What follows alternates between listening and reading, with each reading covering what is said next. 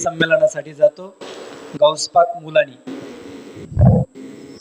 मी गौसपाक मुलानी अगोदर कविता सादर करण्याच्या अगोदर 4 ओळी ठेवतो आणि कवितेला सुरुवात करतो.